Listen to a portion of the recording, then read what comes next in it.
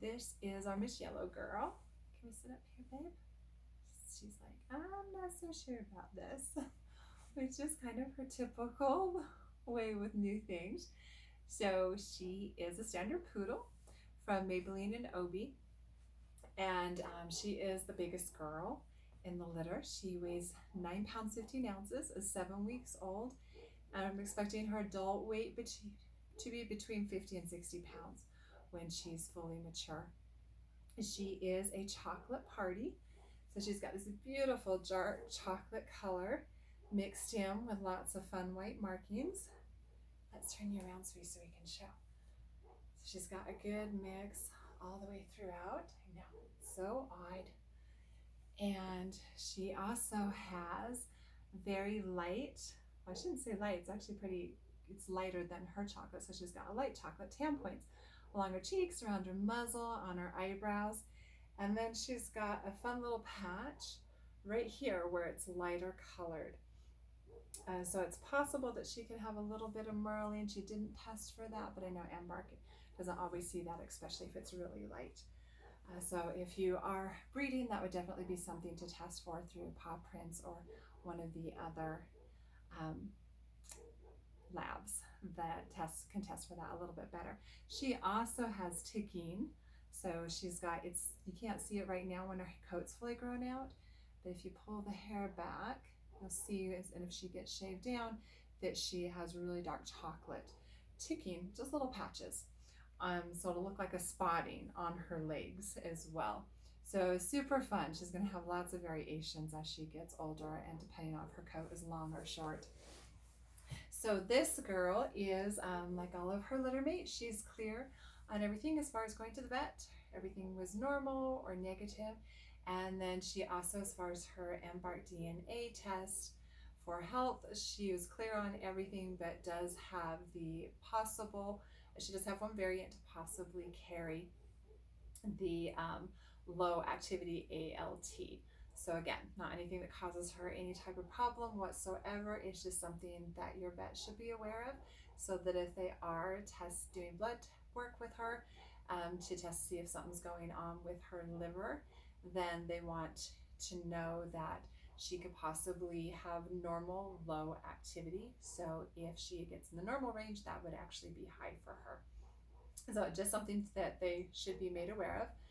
She does have curly coat like all of our poodles. So standard grooming is every 6 to 8 weeks with regular brushing in between to be able to keep those mats out.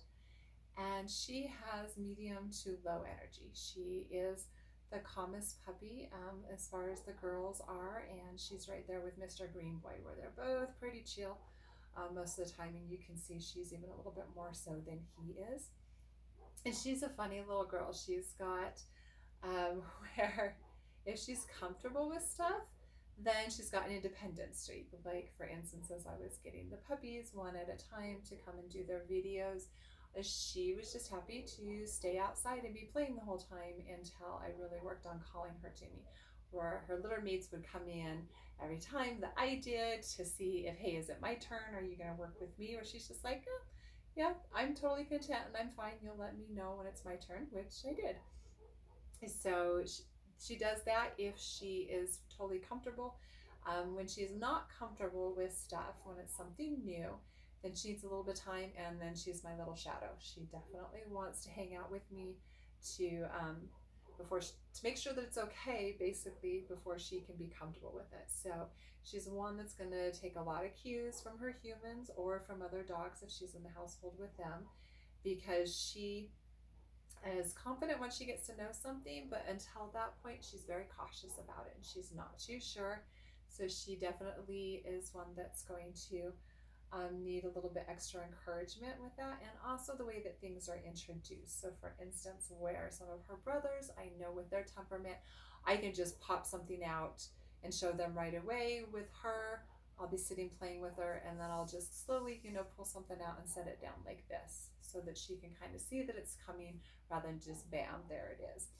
And as she gets older, she will probably work through that, but she definitely needs to be in a home where that is understood, that she's going to need to just take a little bit of time and not push her into anything.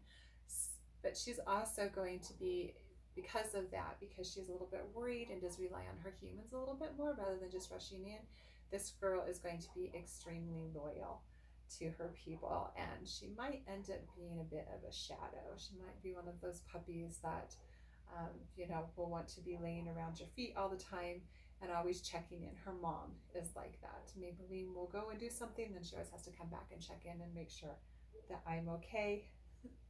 Yeah, not in a bad way, but just in a really sweet. It's the first thing Maybelline does after she's been outside. She has to come in the house and see where I'm at and be like, okay, my mom's all good. I'm good. Let's see. What else about you? Huh? She would do fine in a home with other pets. She enjoys visiting our other dogs. I think she'd do great with other animals too once she's introduced to them. It would be better for her to be in a home with children over 5 years old just because she is a little bit more concerned about some new things. And it's harder to explain that to little ones, how to, introduce things really calmly, and just their sheer exuberance and excitement about things could be something that could cause some concern for her. And so definitely while she's going through her puppy stage, it would be best to, doesn't mean she can't ever be around children, but to be in a home where children are, old enough for them to be able to understand how to approach things with her, just so there's not some frustration there. And then also in a home that has a little bit calmer environment. So that doesn't mean that there can't ever be noise or a ruckus, but sometimes, we have homes where we're just so busy, it's in and out constantly. Maybe we're constantly having social gatherings at our house and we're constantly on the go. That would be an environment that she would enjoy, like some of her siblings would. She definitely, I mean, you can see she's just happy just to lay here in my lap, where some of her brothers wanted to get down and play and find out what was going on. So she definitely is going to be one that's going to be much more to be happy to just be hanging out on the couch a lot and go with you, but just not have that be on a regular basis. So she will just want her chill out time in between that. So it would be better if she's in a home with someone who's experienced dog owner, not absolutely necessary, because I don't see anything with her that she's going to be getting herself into trouble. It's going to be hard to problem solve, but more just someone who understands dog behavior and to be able to see the signs and know when she's getting a little bit worried about something is what I'm thinking about. And I think that might be it. What do you think, babe? That's our Miss Yellow Girl. Let's go and look at you close up, sweetie. There we go. Can you see that? Oh yeah, that's you. Good job. And she also has the, like some of her litter mates, I forgot to point that out. She's got the liver colored nose. So she's not black based, she's got the brown. Super cute.